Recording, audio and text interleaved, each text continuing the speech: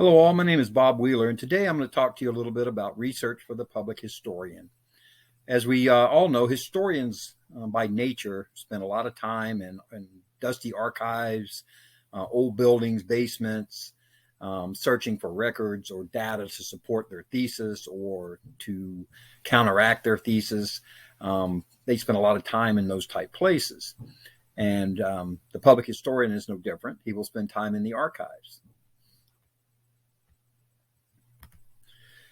And public historians, however, rely on several modes of research in order to bring an attention-grabbing presentation to the public.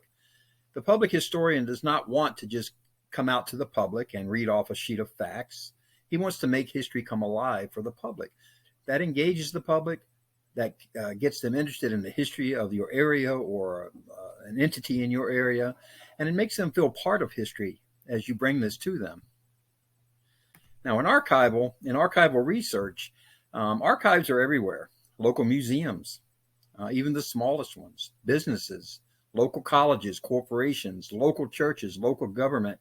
All of these places have some sort of archives that are generally open to the public if you ask to see them. I've been very fortunate. I've looked into a few local churches in my area archives, and deep down in their basement and cardboard boxes, they would bring up the boxes and let me look through them. I found data from the late 1800s, early 1900s, church minutes, church disciplinary procedures, and general things of interest to the historian. So it's available. You just have to find it. Now, in archivists themselves, they arrange, describe, preserve, and provide access to source collections, and they're an invaluable tool for the public historian. You could not know much about what you're looking into, but if you have a name or a date or a town or a building, a business, and you go to your local archive, for a lot of us, that's the college near us has the best and most inclusive archives, and you give them the data and they punch it in and bring you back boxes of stuff that you get to go through and sort and either use or discard, set aside, put back. They'll make photocopies for you and provide lots of services. So keep in mind, archivists are very important to our trade.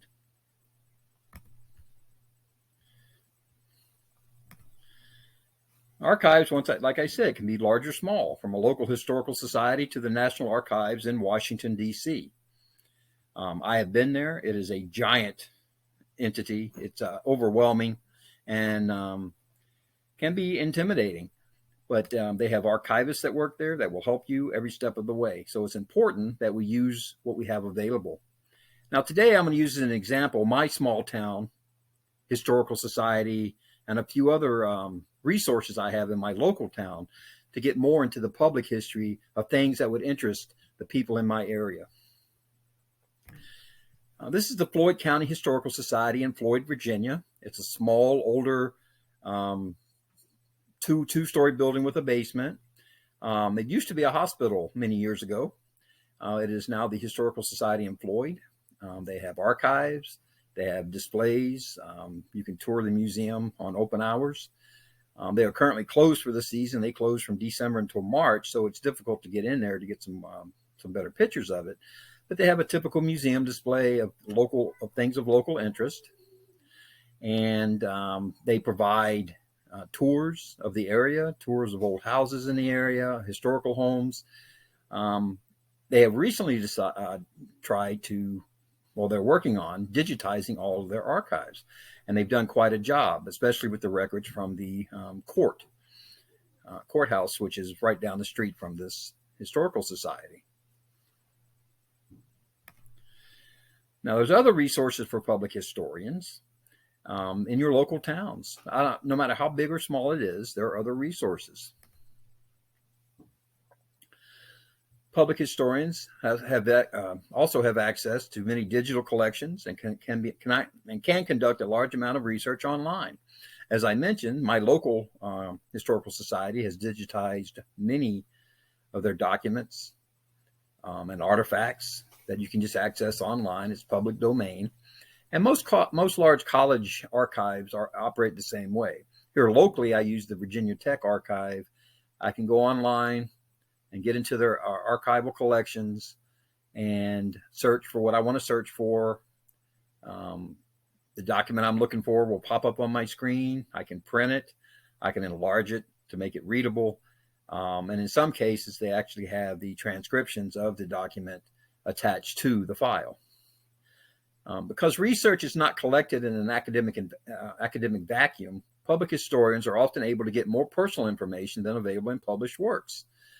As aforementioned, academic publishing to some seems strict. It seems unreadable sometimes. But we're doing, as a public historian, we're trying to bring this down to the local public, the people in your neighborhood, the people down the street.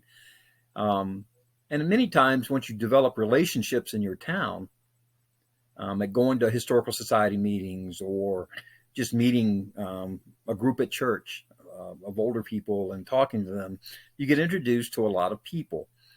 And that allows you to network. And it also allows you into some of the people's lives. For instance, recently I met several older ladies who happened to have boxes of their great-grandfather's papers in their attic. And my interest was piqued, and I decided, hey, I'd like to take a look. So we arranged a time. They allowed me access to the boxes. I found diaries for my research into the Great Depression in Floyd County, Virginia, which is hopefully going to be my thesis or for my dissertation. And I found lots of diary entries, letters, asking how things were going, how are your crops doing. These were all from the early 1900s or 1920s to 1930s, and they were invaluable to me. But I never would have found them had I not networked with these people.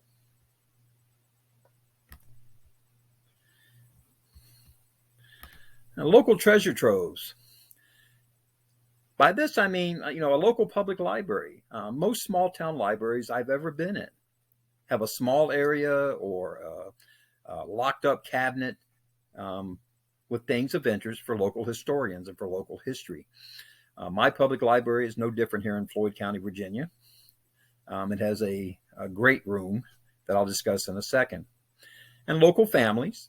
I was doing research on the Pine Creek Primitive Baptist Church, which was founded in 1797 in Floyd, Virginia, and some of the people buried there.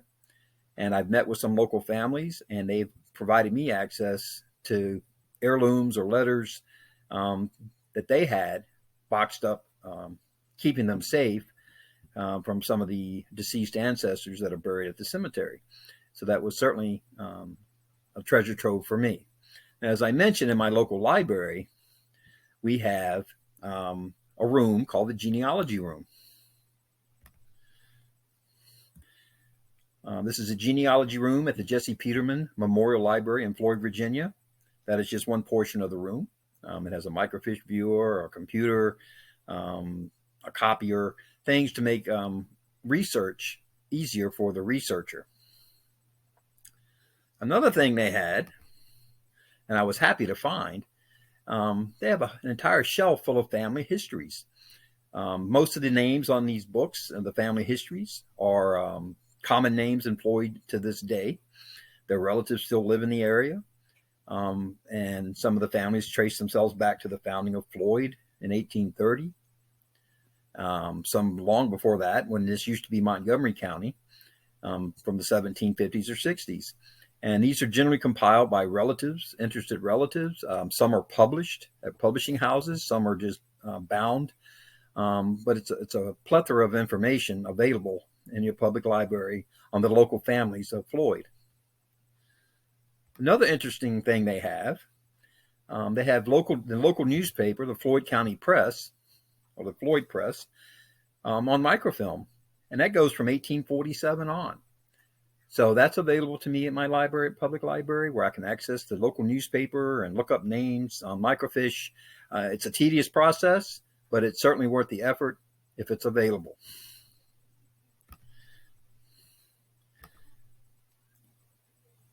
Just to close and to capture everything in one picture, Public historians use archives that are available to them, whether that's a large college archive, a local historical society archive, the church archive down the street, whatever you have available.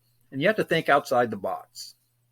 You network with local historians and hobbyists. A lot of people are not trained historians in the area, but they certainly have a unique interest in the local history and are well informed and well versed in the local history of this county or your county. Public historians become a part of a stronger community when you participate and help present things to the public.